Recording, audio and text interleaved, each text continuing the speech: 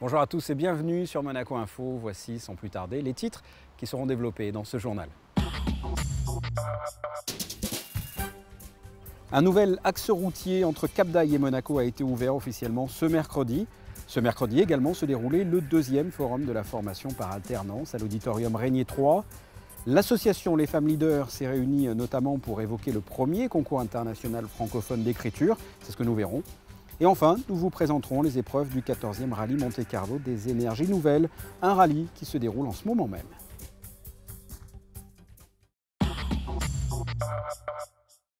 Ouverture pluvieuse, ouverture heureuse en ce premier jour de printemps. Un nouvel axe routier est opérationnel entre Cap d'Aille et Monaco. Il a été ouvert officiellement ce mercredi matin. C'est l'aboutissement de longs mois de travaux. Il devrait permettre de fluidifier la circulation aux entrées du quartier de Fontvieille. Les explications de Patricia Navarro. Mercredi 20 mars, 8 h, la barrière s'ouvre sur la liaison marquée. Pour la première fois, les usagers de la route empruntent cette immense spirale qui permet de relier la basse corniche au quartier de Fontvieille dans les deux sens. Cette nouvelle route est longue de 450 mètres et ce trait d'union entre Cap d'Aille et Monaco va permettre le désengorgement notamment des accès au quartier de Fontvieille aux heures de pointe. C'était une préoccupation qui nous a valu des années d'études, de recherche d'une solution à la fois financière et juridique et qui permet aujourd'hui d'offrir une nouvelle voie qui devrait permettre de fluidifier la circulation à l'entrée de Monaco pour les heures de pointe. Alors la ville de Cap d'Aille est bien consciente que près de 80% de ses actifs travaillent en principauté. Donc naturellement on ne peut pas avoir les avantages sans avoir quelques inconvénients. Les inconvénients on les connaît depuis des décennies maintenant, ce sont ces bouchons du matin.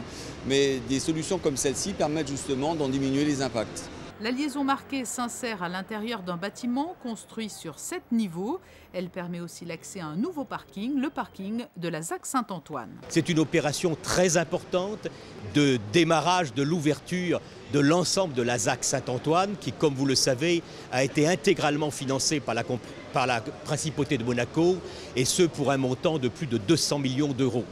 Cette ZAC, comme vous le savez, comprend notamment des équipements publics et des équipements publics importants pour la Principauté de Monaco, puisqu'il y a ici gymnase, double gymnase, il y a donc également une école pour la commune, il y a un parking de 655 places, dont 350 sont réservées pour les CHPG, et parmi ces 350 places du CHPG, 200 pour les personnels, notamment du centre gérontologique Régnier 3. L'ouverture de la liaison marquée s'inscrit dans le nouveau schéma de circulation du quartier de Fontvieille. Elle va avoir des conséquences sur les sens de circulation de la rue du Gabian et de la rue de l'Industrie. On parle de ce quartier-là, mais ça va avoir des implications complètes sur la Principauté parce que, pour vous donner quelques chiffres, aujourd'hui, sans la ZAC, enfin hier on va dire, sans la ZAC, on avait environ 2300 véhicules qui venaient le matin, en l'espace d'une heure. Et on avait simplement deux axes, l'avenue de Fontvieille et sous les Rochers. Aujourd'hui, on a 3 entrées possibles. Donc grâce à cette nouvelle entrée et sortie, on va soulager l'avenue de Fontvieille, on va soulager énormément le quartier de la Condamine le soir et les tunnels du Rocher, ce qui va être très intéressant aussi pour fluidifier l'ensemble des quartiers qui juxtaposent Fontvieille. Avec l'ouverture de la liaison marquée, une nouvelle grande étape a été franchie dans la fluidification du trafic routier en Principauté. Le prochain chantier majeur du plan de circulation est actuellement en cours. Il s'agit du tunnel descendant qui reliera la moyenne corniche à la partie ouest de la Principauté.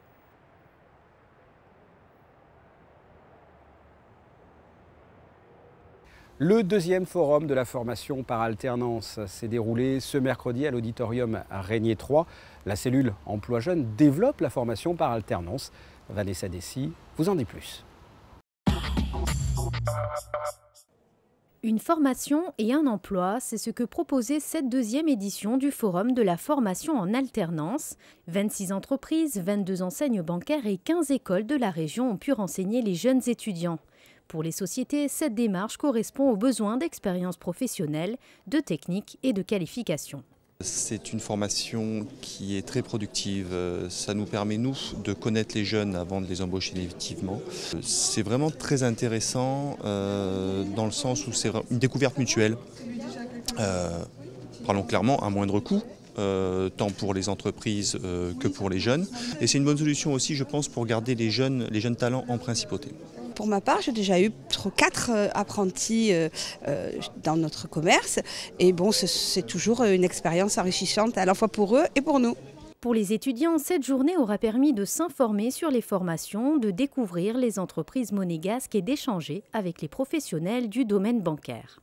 Aujourd'hui, je recherche une formation en alternance parce que l'année prochaine, je fais un master en banque et finance internationale. Donc pour finaliser mon master, j'aimerais vraiment trouver un contrat en apprentissage, en alternance, afin justement de développer des compétences concrètes pour former un métier futur très proche. Je pense que surtout dans le domaine de la finance, c'est très important d'avoir une expérience professionnelle et je pense que c'est le meilleur moyen pour y parvenir, pour accéder au métier voulu. Donc je cherche dans le private banking, donc sur la place monégasque. On a besoin d'expérience professionnelle aujourd'hui sur le marché du travail. Moi je sors de 2 ans d'alternance, donc j'ai pu voir les points positifs et points négatifs. Donc je ressors une très bonne expérience, donc je continue dans cette voie. Parmi les formations proposées, le stand de l'École supérieure de commerce, l'IDRAC, était représenté cette année par un jeune étudiant en recherche de formation en alternance l'an dernier. Aujourd'hui, c'est du côté conseiller que nous le retrouvons. C'était une bonne expérience l'année dernière puisque ça m'a permis de voir les différentes écoles, de voir aussi les différentes professions qui s'y trouvent. C'est un forum assez complet, je trouve. Et puis cette année, je suis assez fier de représenter mon école, l'IDRAC Subdecom. Également aussi mon entreprise, Monaco Mediax, qui m'a donné cette chance de faire mon alternance pendant cette année de bachelor que je suis en train de faire. J'ai différents postes sur différents événements. On organise des événements professionnels comme Imagina Dental et WIMA. Et un événement plus dirigé public qui est assez populaire, qui est le festival de télévision. C'est assez enrichissant et avec une bonne équipe de travail, un bon esprit de travail. La 2e édition du Forum de la formation en alternance a connu un franc succès encore cette année. Quelques 300 étudiants avaient répondu présents et il est important de souligner que la cellule emploi jeunes au sein du service de l'emploi, à l'initiative de ce forum, assure toujours un suivi régulier des apprentis sur le terrain. Sans transition, les femmes leaders se sont réunies jeudi dernier pour leur rendez-vous mensuel afin de faire le point sur leurs différentes actions menées. Elles ont surtout évoqué lors de cette soirée le premier concours international francophone d'écriture, un concours destiné aux enfants d'écoles primaires de pays francophones. Reportage. Au cœur des mots, un joli nom qui désigne le premier concours international francophone d'écriture. Ce projet a été créé par les Femmes Leaders. Cette association âgée d'à peine 3 ans a pour but de défendre la position de la femme dans la société. Alors comment, mais surtout pourquoi, ces femmes se sont-elles motivées à monter cette belle opération ?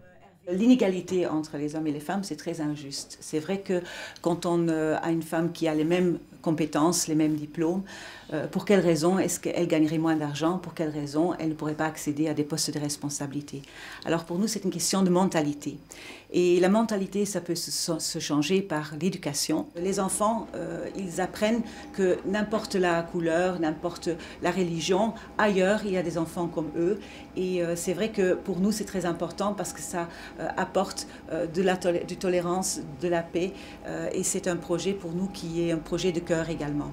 Le principe pédagogique de ce concours d'écriture consiste à faire réfléchir les enfants sur les relations et l'égalité entre les garçons et les filles.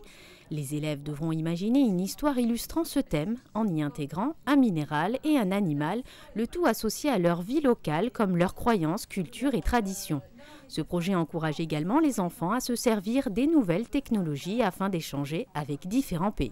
C'est un Concours francophone numérique. Et pour garder cet objectif de numérique, on a mis en place un extranet qui est comme une sorte de Facebook, mais plus facile d'utilisation, qui permet d'échanger des fichiers, des photos, mais aussi des news, des actus, et qui a aussi une possibilité de forum avec des thèmes qui sont extrêmement développés.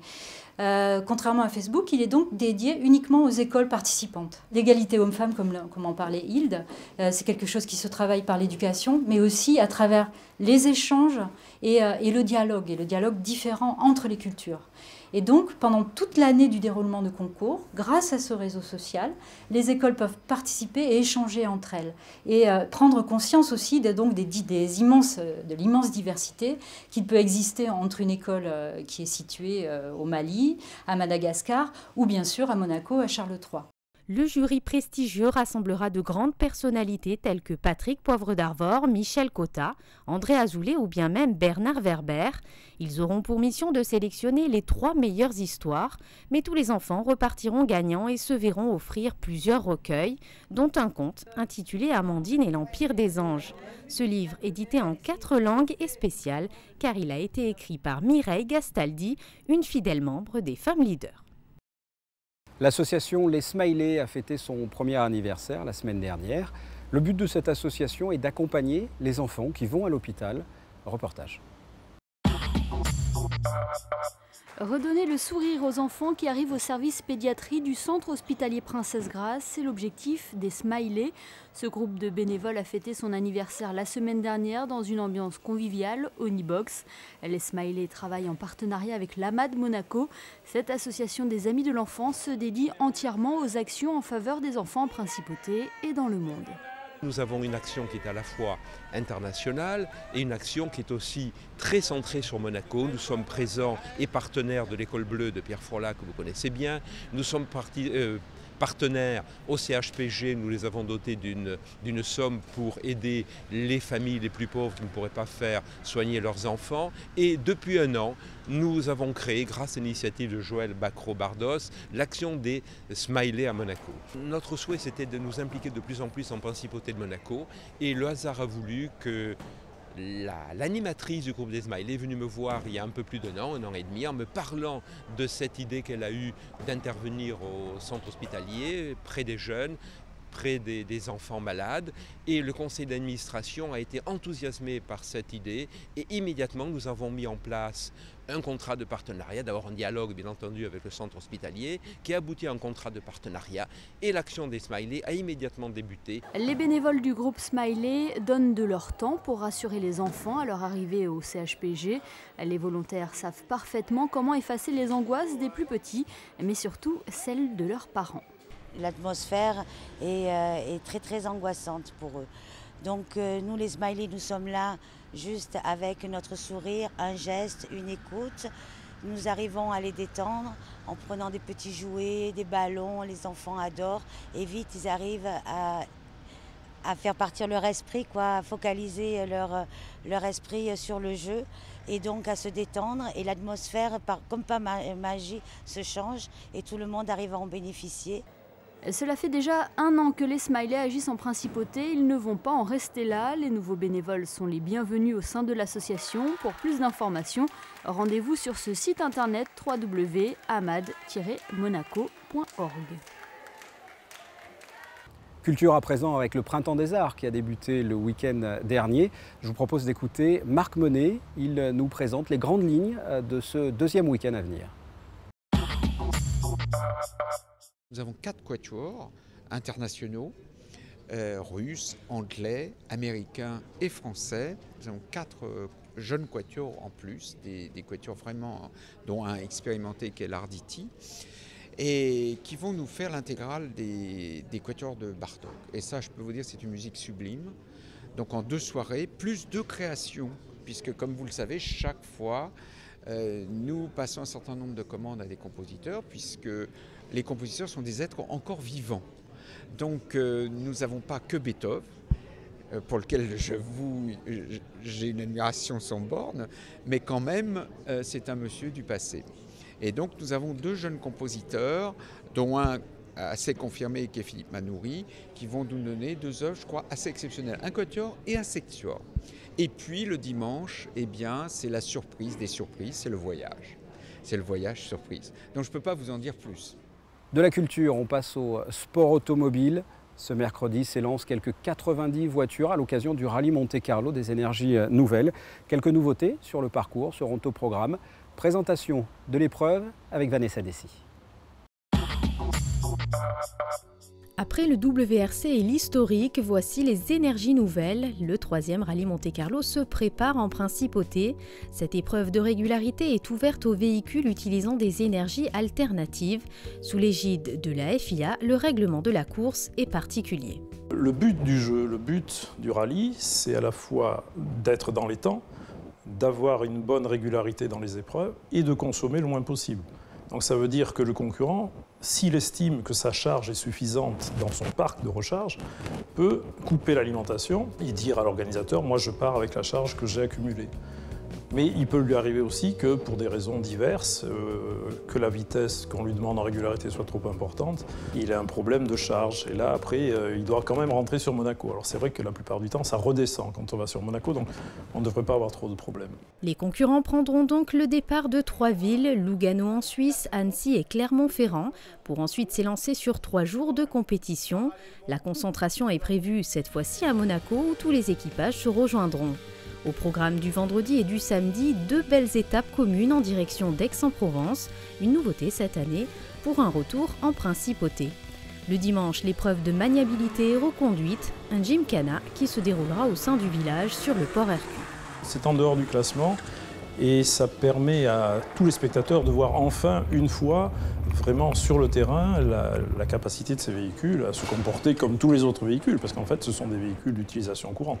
Hormis quelques prototypes, on doit avoir 3 prototypes qui vont courir, qui ont été construits par des écoles d'ingénieurs ou des écoles d'application mécanique ou électronique ou électrique.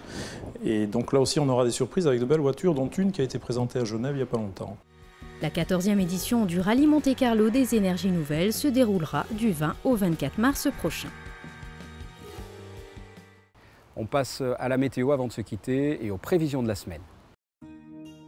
A commencer par jeudi, 2e jour du printemps, la pluie s'arrête pour laisser place à du soleil malgré quelques nuages. Les températures sont proches des normales, de 9 à 15 degrés. Vendredi, un temps clément mais moins ensoleillé, voire menaçant le soir. Il fera de 11 à 15 degrés. Samedi, la journée sera médiocre, entre nuages et pluie, de 11 à 14 degrés. Et en fin de dimanche, les nuages seront encore nombreux, il risque de pleuvoir. Les températures sont stationnaires, toujours de 11 à 14 degrés. Ce journal est terminé, je vous remercie de l'avoir suivi. Je vous propose de suivre dans quelques instants votre émission Culture, la table des matières, présentée par Sandrine Nègre et Françoise Gamer-Ninger. Aujourd'hui, le thème, la danse. À très bientôt, au revoir.